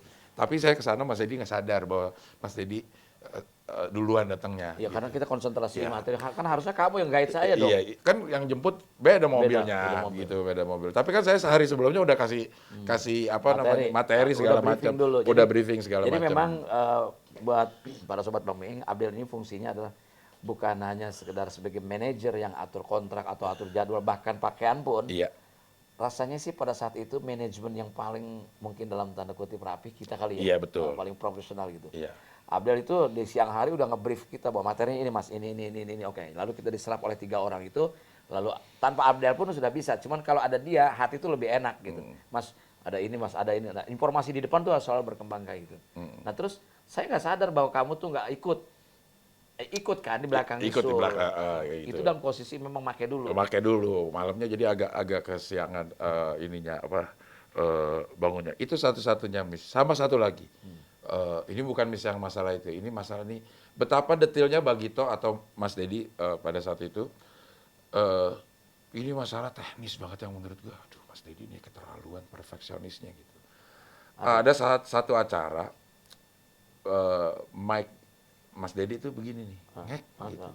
Dan itu saya dimarahin sama Mas Dedinya luar biasa. Lo tahu nggak Del? Uang gue itu asalnya dari Mike. Kalau Mike-nya jelek, gue nggak bisa dapat uang. Jadi seperfect itu gitu, maksudnya seperfect itu. Lo bahkan pada saat orang belum sadar pakai clip on, kita Mas Dedi, Bagito tuh ngelawak udah nggak pakai ini di off air karena kita pakai clip on gitu. Dan itu kita beli. Jadi punya sendiri gitu. Jadi wireless kita punya sendiri. Wireless punya sendiri semuanya. Sebelum Krisdayanti pakai. Iya, semuanya udah ini. Ini studio yang kayak begini gue nih. Ini 25 tahun yang lalu Bagito udah punya kayak begini. Iya. Lengkap lebih besar dari yang ini. Lengkap alat musik. Lengkap alat musik semuanya udah lengkap. Artinya pada saat itu pun Bagito itu udah tampil sedemikian perfect gitu. Walaupun ya miss sedikit ya nggak apa-apa lah. Tapi secara idealnya sudah ada koridornya supaya bertindak sebagai perfect. Termasuk masalah mic gitu. Makanya tadi saya agak kaget, loh ini kok habis baterai kok nggak marah gitu. Iya. Energinya untuk marah udah habis. Kalau nggak lo habis, lo pasti cari kamera yang nggak bakal ganti baterai. Ah, dulu kayak begitu pasti gitu. Ini mas, ini yang begini. Ada nggak mic yang bisa? Ada, beli. Gitu. Terima kasih Del. Masih ingat. Jadi buat sahabat Bang Miing, saya dikenal sebagai station manager yang paling galak di Iya, radio. iya. Akan tetapi hasilnya para pelawak yang sekarang ini rasanya walaupun saya bukan bidannya, tangan ini pernah menyentuh Iya mereka. betul. Gitu. Ya. Pokoknya kalau grup lawak ya zaman-zaman 92 ribuan itu pasti bersentuhan sedikit banyaknya sama Bagito atau Miingnya sendiri. Karena semuanya pelawak, kalau saya yang bagi ini pelawak ya, komedian yang ada di kita itu Sri Mulat atau anak Bandung atau Jakarta. Nah yang Jakarta ini semuanya pasti akan bersentuhan dengan Ya, pasti warnanya, genrenya ada ke sana arahnya. Nah, terus kapan Abdel bisa keluar dari dunia yang Terakhir menyesatkan pakai itu tahun 2000 mas. Terakhir pakai tahun 2000. Terakhir Artinya pakai. sudah 20 tahun yang lalu. 20 tahun yang lalu. Itu terakhir. Terakhir pakai. Itu sulit nggak keluar? Sulit karena putau itu, ini kita ngomong putau ya, bukan cimeng, bukan obat, bukan sabu. Cimeng itu ganja kan? Cimeng itu ganja. Sabu itu yang sampai sekarang masih ada. Putau itu udah nggak ada. Karena sedemikian Anak SMA masih pakai lah putih. Itu apa putau abu-abu? putih dong itu. Tapi putau itu memang diambil dari kata putih. Jadi disebutnya jadi putau Oh, karena putau. dia itu 2000 itu terakhir pakai karena udah sedemikian hancurnya hidup. Jadi dari tahun Tapi kamu belum pernah urusan sama hukum. enggak gitu. Kamu masih bisa nyimpen dia. Masih bisa nyimpen dan apa namanya relatif pemakai yang berpendidikan gitu. Jadi misalnya pakai jarum suntik nggak mau gantian. Jadi kemana-mana tuh bawa jarum suntik. Kalau saat itu pada saat sama Mas Dedi udah pakai jarum suntik, Ketahuan? pasti bunyi di metal detector. Karena dulu pakainya masih di drag namanya di drag. Jadi kita cuma bawa putaunya aja. Pakainya tuh pakai korek biasa gitu. Terus diisep. Diisep gitu. Dan pada saat tahun 2000 itu semua sendi kehidupan udah hancur Mas Dedi. Keluarga waktu itu berkeluarga udah cerai. Sama keluarga inti itu hubungan udah Ayah, kerja, ibu juga. kerja juga udah nggak apa namanya nggak Pokoknya menghancurkan segala sendi kehidupan gitu. Habislah pada titik terendah. Tapi kamu masih ada sisa kesadaran. Masih ada sisa kesadaran. Pada saat terakhir Mami itu ngomong, Del buat gue, ini bahasa ininya, buat gue kesuksesan hidup lo itu bukan lo bisa kaya, bukan lo banyak harta, bukan kerjaan lo bagus. Buat Mami, keberhasilan hidup lo itu adalah pada saat lo mati, lo clean, tidak dalam pengaruh putau.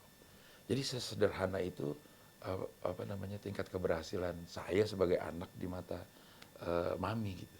Gak perlu ini itu gak perlu. Lo mati dalam keadaan clean aja udah sebuah apa keberhasilan yang bikin Mami bangga. Itu cinta ibu ya. Iya. Buat para sobat Bang Miing, di tengah gelak tawa yang dibuat oleh Abdel, ternyata dia punya kehidupan yang begitu mengharukan. Artinya apa? Ini bentuk kesadaran dari seseorang yang tidak semua orang loh mampu. Sudah dicuci darahnya, sudah di apa namanya rehabilitasi pun. Iya. Itu baliknya juga bisa balik lagi. Pasti, Sebagai. iya. Nggak Ini menjamin. menjadi inspirasi, terutama bagi yang belum pernah, mendingan katakan dong, Jangan. Karena narkoba itu bukan sesuatu yang bahan coba-coba. Karena Begitu masuk dia akan terus edik. Dan makanya narkoba itu kalau ke dokter itu dikasih dokter jiwa, Mas Dedi. Psikiater. Oh bukan medis ya? Bukan, psikiater. Mungkin ada penyakit bawaannya akan diobatin lah ke dokter liver, penyakit dalam, jantung segala macam. Tapi untuk berhenti lo harus ke psikiater. Karena yang menjadi penyakit kita seorang pengguna itu adalah mental adiksi. Mental kita yang apa namanya ketagihan. Nah itunya yang harus disembuhkan. Saya dapat dari omongan ibu. Mental saya tuh apa namanya kayak ditabrak lah Dalam gitu. posisi itu pun tidak boleh lagi bergaul dengan lingkungan yang sama. Benar. Harus lingkungan yang baru. Harus sama yang sekali. baru. Jangan sok-sokan ini buat yang udah berhenti gitu ya. Bukan buat yang masih aktif make nih omongan nggak bakal kena. Iya. Karena alah ngomong apa sih lo gitu. Cuman buat yang Seperti kamu dulu kan? iya seperti saya dulu Mendingan kehilangan kerja di Bagito yang udah enak daripada gue kehilangan untuk make. ruang untuk make. Betapa gobloknya pada saat itu gitu. Jadi buat yang misalnya yang udah nggak make dan ini, iya lo harus mengakui bahwa hidup lo tuh rapuh gitu. Lo harus punya hal-hal yang harus lo korbanin. Misalnya lo nggak bisa lagi bergaul sama orang-orang yang dulu lo bareng make gitu. Karena nggak tahu kapan saatnya rasa kepengen itu ada. Namanya kita pernah ngerasain enak loh Mas Deddy. Ya, para sobat Bang Miing, sekarang saya tahu kenapa Abdel saya selalu mengatakan itu. Berulang kali, Abdelnya terlambat untuk populer. Di antaranya itu dah. Mungkin itu yang penyebabnya melambat. Gitu. Melambatnya itu. Karena mental kamu lebih baik memilih tidak dikenal orang, tapi kamu punya kebebasan pribadi untuk menikmati barang haram itu kan. Iya, betul. Nah, kalau kamu rasionalnya, otaknya sehat kan, wah kesempatan sama Bagito nih. Iya kan Kan Bagito. kamu ikut bakso juga, Iya. ikut tampil juga. Bagito Abdel. itu pada saat bakso itu. Di film ikut nggak sih waktu itu? Enggak. Karena waktu itu enggak. Bagito itu di bakso itu, saya itu termasuk orang yang screen tamu dan figuran gitu. Tamu mungkin masih konsultasi sama Mas Deddy. Kalau masalah figuran mah gue mau masukin siapa aja. Bisa. Bisa, termasuk masukin diri sendiri. Sebenarnya saat Betul. itu gitu. Tapi itu nggak dilakukan karena enakan mabuk gitu. Karena tidak sedikit kan dari acara bakso itu, acaranya Bagito Show itu adalah anak-anak yang sekarang jadi bintang melalui itu. Iya. Bahkan Parto pun figuran kita dulunya. Iya, Ulfa Dwiyanti dan sebagainya, saya kira banyak lah. Itu masa lalu. Nah, kan tapi maksud saya yang kita lagi bahas ini, saya agak menyesalkan kok Abdel baru sekarang populernya itu. Jadi saya baru tahu dia juga memang ngebohongin gue gitu. Jadi ini ternyata si goblok orang tua satu ini kok, dan si hebatnya dia. Si hebatnya Putau sebenarnya. Nah, ya, jadi you are a good actor I think. Iya. Ya, hebat dia bisa acting sampai gue yang hari-hari sama dia bisa nggak tahu loh. Itu dahsyat loh. Dahsyat banget. Waduh, kalau tahu gue ngikutan kan waktu itu. Di Bagito nih, setiap makan siang, pas saat istirahat, saya balik ke Pisangan, Mas. Dari Pondok Bambu. Dari Pondok Bambu, dari Polo Oh, iya? Revolusi. Balik ke Pisangan. Sedemikian cepatnya untuk dapetin itu. Ada- Atau orang Pisangan datang. Ke Ketemu Pondok di Bambu? bawah. Di bawah tangga itu. Masya Ya Allah. Allah. Pada sampingnya penjara banget lagi. Wah. Dulu demen kalau penjara di situ. Cewek semua. Cewek ya? semua. Iya gitu. Iya. Tapi alhamdulillah pertama nggak pernah urusan sama hukum. Iya. Secara aib keluarga kan, secara sosial enggak. Iya. Ini bukan membuka aib, tapi ini adalah membuka sebuah fakta kehidupan dan jarang orang berani berterus terang. Sebab apa? Yang Anda dapatkan para sobat Bang Miing ada inspirasi, pertama kejujuran, keterus-terangan, dan satu, jangan ulangi kayak Abdel. Iya. Karena belum tentu kita sanggup seperti dia. Karena gini, kalau saya ngomong kayak gini Mas, memang ada beberapa apa namanya, dua sisi mata uang sebenarnya. Ada orang yang melihat gini, adalah pakai aja lah nggak apa-apa. No, Abdel bisa kayak sekarang dengan make. Atau saya kasih harapan kepada orang yang udah make dan berhenti seperti saya pernah merasakan putus asa. Wah hidup gue udah nggak bisa apa-apa nih. Gitu. Nah saya pengen ini bisa menjadi sedikit motivasi buat orang-orang yang memang ngerasa seperti itu, udah pengen berhenti, tapi pada saat berhenti kok hidup kayaknya nggak jalan gitu, masih ada harapan sebenarnya. Dari dukungan keluarga sama pribadi mana lebih kuat? Artinya motivasi sendiri ini? Pasti keluarga. Karena Putau itu bukan sesuatu yang bisa dihadapi dengan sendiri. Nah, saat itu proses keluar dari situ, itu karir udah di depan belum? Depan mata artinya sudah ongoing gitu, lagi jalan. Kan lagi di Bagito. Lagi begitu ya. Lagi di Bagito udah mulai. Yang sendiri belum punya kesadaran bahwa gue adalah industri loh. Gue bagian dari industri loh. Pada saat saya taruh pakai dari 94, masuk Bagito 95. Tahun 96 saya udah berobat sendiri karena udah ada kesadaran. Oh, ada kesadaran. Udah kesadaran. Nah, Belum itu yang ngomong ke orang tua karena tahu bahwa ini adalah ada ikhtiar sendiri. Ada ikhtiar Sebetulnya sendiri. lo tahu bahwa ini gue salah nih. Salah, benar. 96 itu udah dalam keadaan kondisi nggak nyaman gitu. Karena kok Abdel gitu-gitu aja, padahal dari gaji dari kita cukup itu rasanya. Artinya kehidupan secara ekonomi kan kalau sekarang lu bisa ganti mobil, ganti velg gitu kan kalau anak-anak sekarang gitu. Kalau duitnya ngumpul kan. Gitu. Pada saat itu honor untuk ukuran kita lumayan besar. Iya, betul gitu. Ya makanya itu apa namanya kesadaran sendirinya itu. Makanya saya bilang mungkin saya pemakai yang sedikit berpengetahuan. Jadi kalau lo make, lo usahakan dalam setahun adalah 2 bulan lo clean. Nah saya lakukan itu Mas. Dan proses keluarnya berapa bulan? Berapa tahun? Sampai clean betul? Kalau dari 2000 berarti 6 tahun. Dari 94 ke 2000 itu 6 tahun isinya rumah sakit, rehab, pesantren, rumah Rehab sakit. di mana? Rehab di Lido? Suralaya. Oh, Lido dulu di belum Tasik, ada. di Iya. Tasik. Jadi waktu Abah Anom itu? Iya, di Abanom.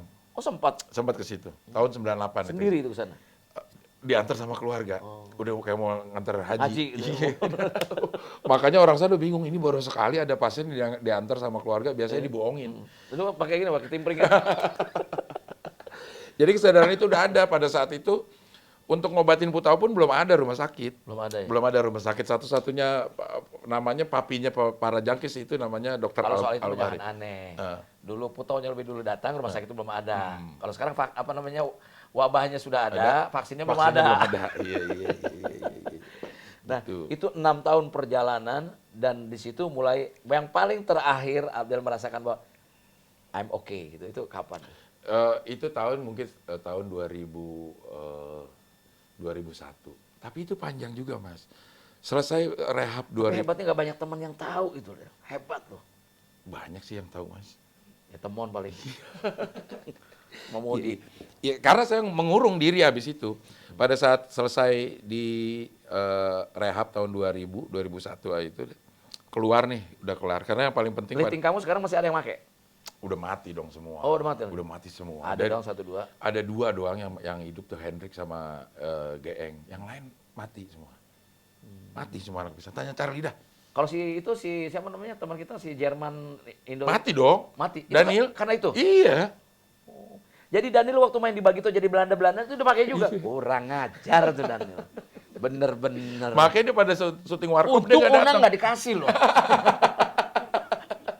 Makanya waktu syuting Warkop dia kan begitu nongol di Baso nih ada Iya. bule makan nasi uduk ngomongnya Betawi unik diajak syuting sama Warkop. Kagak datang, Mas. Si Danielnya. Make. Ya ampun.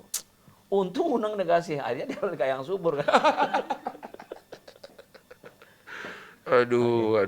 Ya. Justru kan menghancurkannya jadinya. Betul. Ini sih sedikit ulasan dari saya gitu sedikit aja gitu buat para sobat Bang Miing. Saya kira kan yang nonton juga beragam kan. Ini inspirasi yang bukan main dan kita cobalah ini dijadikan sebuah contoh yang buruk menjadi ngambil. Jangan ya. diambil gitu. Dan ternyata ini yang from nothing to be something tetap dia dijegal apapun memang harus lahir ya tetap Abdel lahirlah sebagai seorang industriawan. Kalau saya bilang kalau dulu Bagito menyebutnya sebagai pengusaha Pengusaha tawa, tawa, ya. dan ini saya nggak tahu sebutannya anak-anak stand up atau aktor kayak Abdel ini dia aktor gitu mampu menjalankan tugasnya sebagai orang lain sebagai storytelling yang baik dengan jokes yang baik. Ini bukan mudah. Kenapa? Dalam keadaan sadar kayak gini sehat aja belum tentu lucu loh. Kebayang nggak? Lucunya kan beda orang mabok. Iya. Iya kan? Iya. Kalau orang mabok lucunya beda. Apa? Karena ketidaknormalan. Iya. Neng, sini. Ada apaan, Bang? Ini yang bikin ubin di toko ini siapa? Yang punya, Bang. Bilangin kalau masang ubin jangan miring. Padahal dia yang miring. Iya. Iya kan? Iya. Nah, itu kan. Nah, sekarang kita dalam keadaan sehat saja belum tentu lucu. Nah, ketika Abdel masuk ke 2 industri sekarang ini, Udah clean. udah clean. Putau ya, Ha-ha. Putau ya. Pada saat itu Putau. Mungkin Cimeng masih ada sedikit-sedikit lah pada saat awal-awal itu gitu ya. Tapi Lu masihnya lama sih ya. Terus. pada saat itu masuk lagi tahun 2003 baru keluar karena begitu selesai 2000 saya itu mempasrahkan diri ayo mau keluar lo mau apain gua dah. Karena udah gua bolak-balik segala macam akhirnya pakai lagi. Sekarang Kakak-kakak juga marah dong, murka dong. Di segala. dipukulin sekeluarga pernah Mas. Fisik sama langsung si Pak Iben sama R itu gebukin diseret kan rumah saya masuk gang tuh. Heeh. Dari depan itu sampai gang tuh saya diseret sama si kakak saya berdua. Sampai Dan orang masyarakat situ ngeliat biasa aja kan. biasa aja. Udah tahu pantas Del lo digituin. Gitu. Karena pada saat Dan anak orang lain juga ada yang begitu juga kan. ada banyak Banyak. gitu. Banyak kayak begitu. Kayak ada daerah-daerah kayak Kampung Ambon kayak Iya, gitu ya. gitu. Memang secara- Kalau itu ada jalan mana? Tanah Tinggi. Tanah Tinggi, ya gitu. Kampung Bali, itu sentra-sentra narkoba dulu gitu. Gitu. Jadi memang udah Kampung Bali gue sekolah di situ dulu. di Tempat itu Tanah Abang itu. Iya. Mas saya mau kencing dulu boleh nggak Mas? Kenapa? Mau kencing beneran nih. Di sana tuh jangan di sini. Iya gini bentar ya. Sakau. Bentar ya. Para sobat Bang Miing masih di Bang Miing punya cerita asik ya sama Abdel ya. Gak berasa. Itulah pengaruh aura bintang.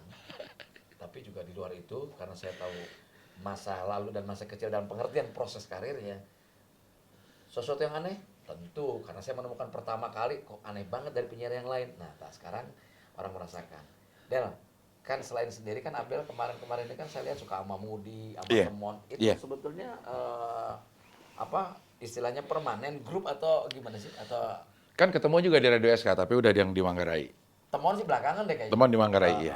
Dia udah masuk di Manggarai, Mudi juga di Manggarai. Saya tuh di Manggarai bukan nggak ikut, layout dari studio itu saya bikin. Tapi kan saya suruh mundur pulang dari Amerika sama Pak Iya. Yongki. Iya, iya, Sama iya, teman situ. Yongki yang nanya terus, Yongki mana lu? Nggak datang-datang kerja. Halo Pak Yongki. Iya, iya, iya, iya. Iya. Terus Jadi ketemu teman itu memang di Radio SK yang itu tahun 92-an lah kira-kira.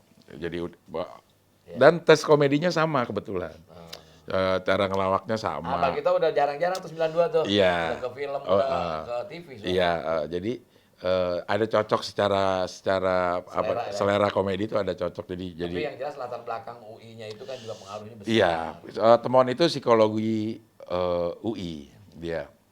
Makanya pernah nanya sama Temon kan kelakuannya begitu, Mon. Lo kan psikologi, lo menganalisa, memberikan solusi dari kelakuan orang yang nggak benar. Gitu. Ilmu gue buat orang lain, bukan untuk gue. Iya, makanya dia bilang gitu.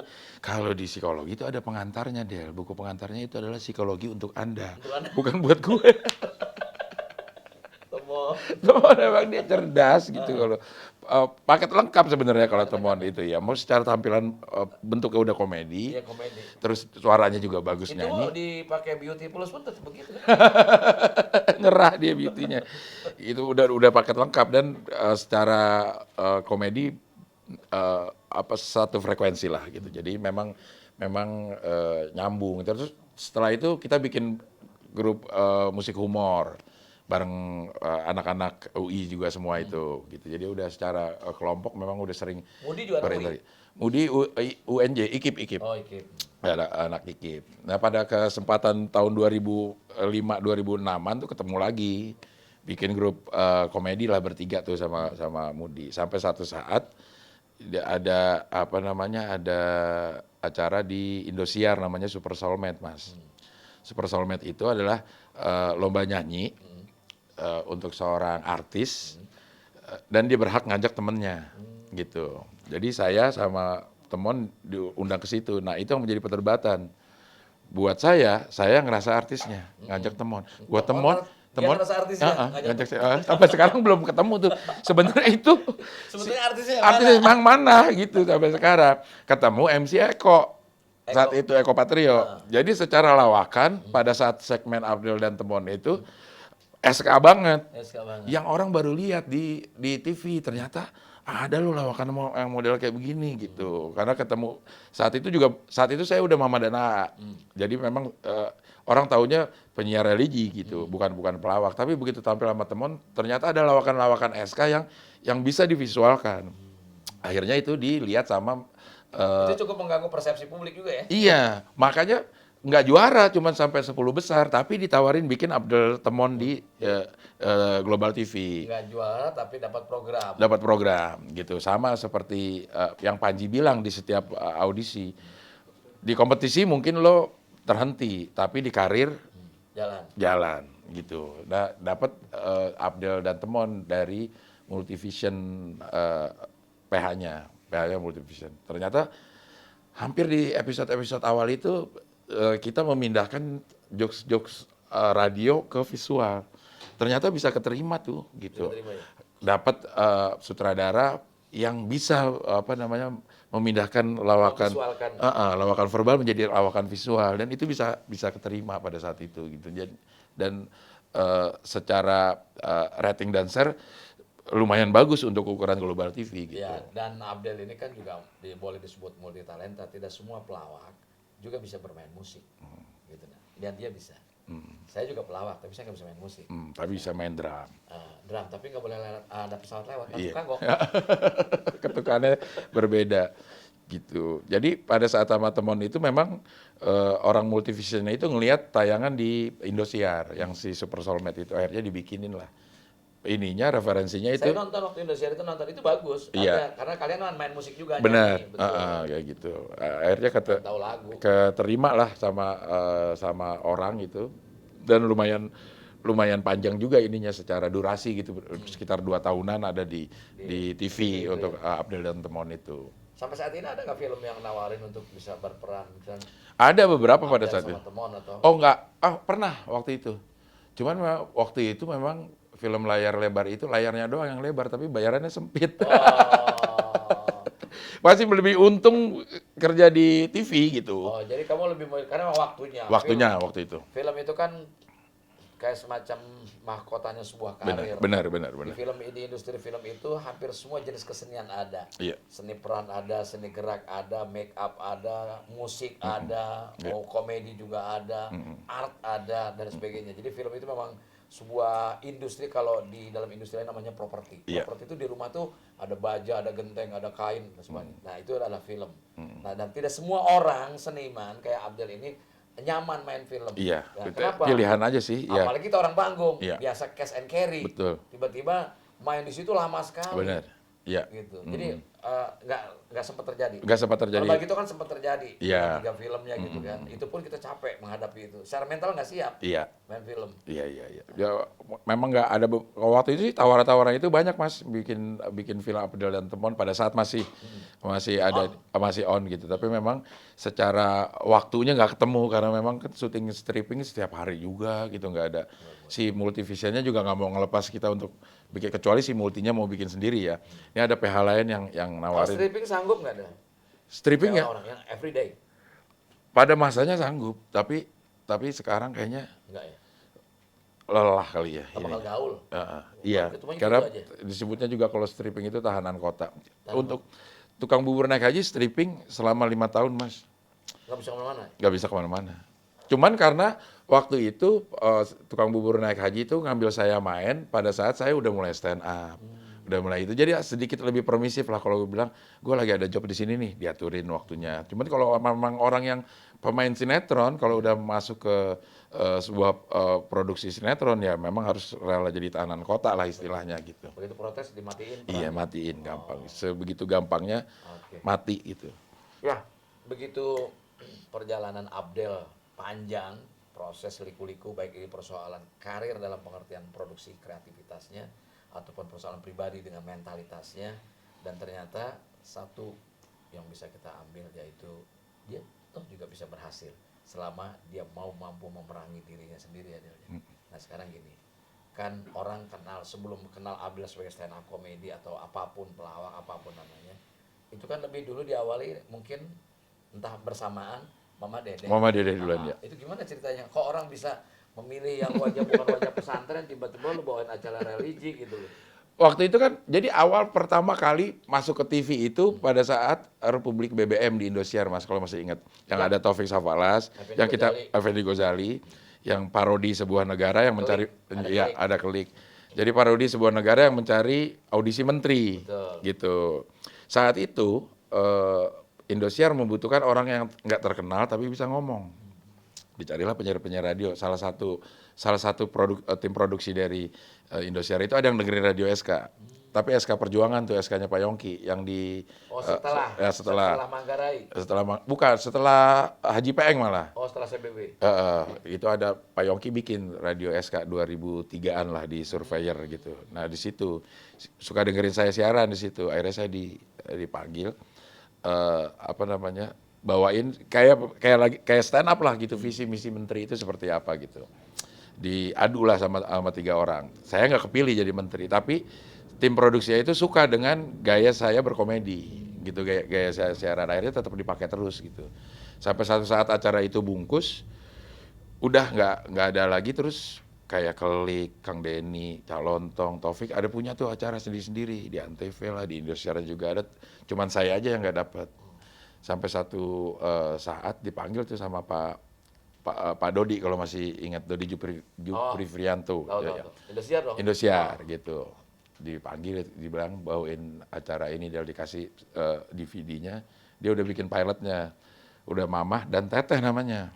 Karena tadinya awalnya dia pengen perempuan gitu. Lo gantiin Mamanya Mama Dede tetap. Mama Dede udah. Dia udah Perempuannya cuma Teteh. Teteh gitu. Tadinya diproyeksikan mau Teteh Nini yang Agim, tapi nggak tahu kenapa nggak jadi gitu. Nah, lo jadi yang ini dia.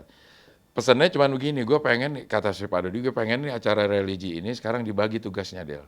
Pada saat yang udah ada itu, acara-acara religi yang ada itu, narasumbernya ya dia sendiri, yang mencairkan suasana ya dia sendiri, yang jagain flow omongan ya dia sendiri. Nah sekarang ini dibagi, Del. Biarin Mama konsen dengan sebagai narasumber. Konten agama. Konten agama. Nah ini lo bagian yang Ice breaking. ya ice breaking, jagain flow, bikin jokes-jokes sedikit gitu. Dan ketemu sama mamanya itu ya pada saat live pertama kali. Jadi belum ada briefing sama sekali. Tapi ternyata cocok, mamanya juga orangnya lucu gitu. Ternyata keterima lah gitu, apa namanya konsep yang dibuat sama Indosiar untuk sebuah show religi itu termasuk agak baru gitu. Udah gitu pada saat itu Indonesia juga lagi kehilangan sosok dai perempuan, penceramah perempuan setelah Ibu Lutfiah Sungkar ada sedikit macam-macam lah gitu. Tapi memang bentuk formatnya Mas sama Mama Dede itu kelihatan Bang, kayak ama sama anak. Sama anak, iya. Jadi pada saat apa namanya Mama Dede marah-marah gitu ke saya gitu, orang-orang itu bisa ngelihat bahwa ada seorang emak lagi marahin anaknya. Padahal isinya itu pesan-pesan yang mereka serap gitu. Tapi mereka seakan-akan menonton sebuah show emak lagi marahin anak Ya, gitu. kayak semacam sketsa kecil. Betul, sketsa kecil gitu. Dan Mama Dede pas betul kalau udah ngomelin gitu kan. Iya. Ya, jadi orang tuh diuntungkan juga dari segi usianya yang udah nggak apa namanya udah nggak muda lagi. Pada saat itu umurnya berarti sekitar hampir 60 lah, 50 akhir lah gitu. Jadi kelihatan sosok emak-emak yang lagi marahin anaknya gitu. Dan orang ternyata Dan lebih kamu muda kadang-kadang juga. komentarnya kan nakal. Iya. Gitu. Jadi dan ternyata orang itu lebih enak nerima yang kayak begitu. Betul. Orang anak-anak yang umuran 30 tahunan itu ngerasa memang emaknya yang lagi ngomong Betul. dengan nilai-nilai yang ada di omongannya gitu. Dan acara itu berhasil, bagaimanapun juga kita harus tahu bahwa ketika orang menatap sebuah screen, itu dalam otaknya adalah entertainment. Iya. Apapun, misalnya berita sekalipun bisa menjadi hiburan ketika mengumumkan pemerintah harga BBM turun. Nah, hiburan. Iya. Kemudian juga Abdel tadi, agamanya tetap, substansi agamanya tetap dengan baik disampaikan, akan tetapi delivery-nya yang menjadi lebih ringan, jadi tidak terlalu sakral. Benar. Kalau dulu kan acara agama sakral dan menakutkan. Menakutkan. Nah, karena dua patokannya cuma surga dan neraka. Nah, ini sendi-sendi sosial yang digarap ya sama AA sama Mama sama AA itu di antara itu. Udah gitu memang lebih banyak ke masalah keluarga pada saat awal-awalnya gitu, permasalahan-permasalahan yang ada di masalah keluarga. Jadi Mama akan lebih gampang, lebih light juga menyampaikan nilai-nilainya pada saat ngobrol tektokan gitu, bukan pada saat sedang tausiah. Karena secara MBM, kalau industri TV memang ininya di share dan rating gitu. Secara MBM yang paling tinggi adalah pada saat Mama marah-marahin Abdel. Itu yang paling banyak ditonton orang. Dan marah-marahnya itu penuh dengan nilai-nilai agama gitu. Lo salah deh, lo harusnya gini. Terus selipin satu ayat. Berapa tahun itu? Berapa tahun? Kalau durasi ini 13 tahun. 13 tahun. 13 tahun. Tapi sambil stand up pada saat itu kan? Iya, kan mulai dari itu ada kekagetan nggak dari masyarakat yang menerima Abdel? Loh kok tiba-tiba jadi lucu kok di sini bawain acara agama? Iya, gitu. banyak. Ada yang pertanyaan kaget. gitu. Ada pertanyaan gitu, nggak nyangka juga. Oh, pada saat mulai ke Abdel Temon juga udah mulai ada pertanyaan. Kan Mama Dede itu tahun 2007. Oh. Terus Abdel Temon itu tahun 2008. Karena Mama Dede itu lebih dulu mengenalkan kamu ke publik ketimbang stand up-nya itu sendiri. Betul. Tapi pada sebagai sebuah acara Mama Dede memang belum terlalu populer pada saat awal-awalnya memang gitu. bareng kan populernya. Bareng. Ada yang gitu. manggil Ustadz nggak sama Antum? Banyak. Oh gitu. Ustadz, ada minta ceramah Maulid Nabi atau apa? Iya, banyak. Banyak. Nggak pernah mau? Nggak pernah mau orang dia. Oh, Kenapa? Maaf, salah sambung, kirain Mama Dede. Iya. Terus tadi kan pengaruhnya banyak. Nah sekarang pengaruh pada pribadi. Abdel merasa lebih religius nggak dalam kehidupan setelah Mama Dede? Kan tiap hari nasehatin omelin lo. Iya. Mungkin secara ritual, religi atau ibadah secara ritual nggak terlalu pengaruh gede gitu ya. Tapi secara rohani, secara jiwa itu memang keisi banget. Keisi ya? Keisi banget gitu. Sama mama itu? Sama acara Mama dan A-nya itu. Karena setiap hari saya tuh ngelihat orang punya masalah. Itu jam berapa rekamannya? Itu live ya? Live jam 5, tapi kita tapping jam 2. Jadi kita tapping live. Sampai malam? Iya, jam 2. Jadi jam 2 dini hari mulainya. Oh ya? Jam 2 dini hari kita tapping untuk 2 episode, terus live jam 5. Pantesan banyak emak-emak yang kayak gitu. Iya, gitu. benar. Karena dia datang dari siang. Dari siang. Gitu. Setiap hari ngeliatin permasalahan orang yang banyak banget dan jauh lebih berat dari masalah yang saya punya gitu. Oke. Bukan main ya. Perjalanan Abdel ternyata dari mulai lulus SMA, masuk SK, masuk UI, lalu masuk Bagito, lalu menjalani kehidupannya sendiri sebagai seorang yang punya karir di industri yang dia sendiri baru sadar bahwa itu adalah industri bagi dirinya dan dirinya adalah industri dari kehidupan ekonomi dan sebagainya. Nah, sampai hari ini saya sih sebagai teman lama merasa bangga juga Del, ya. Kehadiran Indonesia jadi berwarna ada Abdel gitu. Kira-kira obsesi apa lagi yang pengen dicapai, mungkin pengen kuliah lagi seperti teman-teman Anda kan udah ada yang profesor pasti. Iya, udah banyak gitu. Yang profesor udah ada kan? Ada. Ada nggak pengen balik ke dunia ilmu? Keinginan ada mau ngambil S2, tapi S1 aja udah pilek kayaknya. Iya. Ada sih keinginan belajar itu nggak ada. Cuman secara formal kuliah lagi kayaknya belum ada keinginan lah. Ya. Yang terakhir saya tanya nih. Di dunia kita kan setiap zaman ada penghuninya Iya. kan. Nah, ada bintangnya lah. Ini waktu Abdel zamannya, sebut saja zamannya Bagito, Warkop atau mungkin Patrio dengan sekarang, selera humor masyarakat ini ada kemajuan nggak? Karena humor kan bisa jadi indikator. Iya, iya. Kemajuan sih sebenarnya di situ sih. Cuman sekarang Selera humornya lebih tinggi gitu. selera humor orang itu bervariasinya sekarang kelihatan gitu. Jadi ada orang-orang yang misalnya ada orang yang seneng ngelihat lawakan kepleset slapstick. Ada. Terus masuk ke Bagito yang penuh verbal dan kritik, ada lagi pasarnya. Sekarang masuk ke stand up yang katanya dark jokes gitu. Yang nyerempet ke masalah SARA, ke masalah itu ada juga pasarnya. Maju atau enggaknya kayaknya sama-sama aja. Cuma sekarang buat pasar yang suka jokes ini ada nih pelakunya. Buat pasar yang suka jokes ini ada pelakunya. Yang suka dark jokes nih, ini ada pelakunya. Cuman lebih lebar aja gitu. Ya, buat sobat Bang Miing, humor adalah sama dengan produk yang lainnya. Walaupun secara filosofi memang beda. Sehingga kita tidak perlu misalnya nyinyir atau ledek, ya lu seleranya masih slapstick, enggak. Memang ada pasarnya. Betul. Memang ada zamannya. Iya. Dan ada orangnya.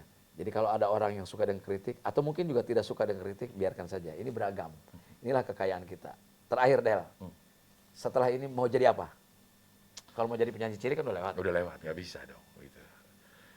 Sekarang saya kayak sepertinya udah nggak punya ambisi deh mas, hidup ini gitu. Pada saat apalagi saya udah mulai punya anak gitu ya. Hal yang dulu nggak kepikiran. Pada saat saya aktif make itu saya nggak kepikiran bahwa hidup Keluarga. saya bisa punya seperti yang sekarang. Buat saya itu sekarang bahagia itu balik ke rumah mas. Jadi apapun yang saya lakukan di luar, kalau nggak punya dampak positif buat keluarga, Lebih baik tidak. lebih baik nggak. Oke. Gitu. Jadi ambisi-ambisi apa ya jalan sesuai dengan apa ya flow-nya aja sekarang lah gitu. Gitu ya. Menargetkan sesuatu itu punya potensi mengecewakan sebesar ambisi kita ingin dapetinnya. Pernah nggak kepikiran, gue sekarang nikmati apa yang pernah orang lain nikmati nih? Gue Iya. populer. Iya. Dulu gue kerja sama Bagito, itu Bagito lu populer. Sekarang gue nikmati lu kayak dia dulu. Kalau saya malah mikirnya begini, oh ternyata punya kepopuleran seperti Bagito itu ada beratnya gitu.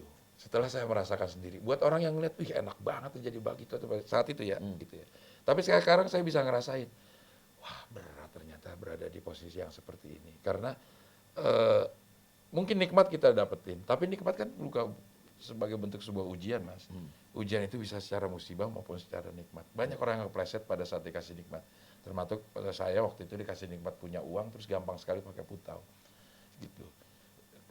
Pada saat saya melihat nih, dulu sedikit lah gitu. Walaupun saya selalu menganggap Bagito itu secara apapun selalu ada di atas saya. Nggak mungkin saya ini nempok begini aja nggak mungkin mas. Saya selalu ada di bawahnya Bagito. Tapi paling nggak saya pernah ngerasain embet-embetannya Bagito. Ternyata berat punya posisi yang seperti ini gitu.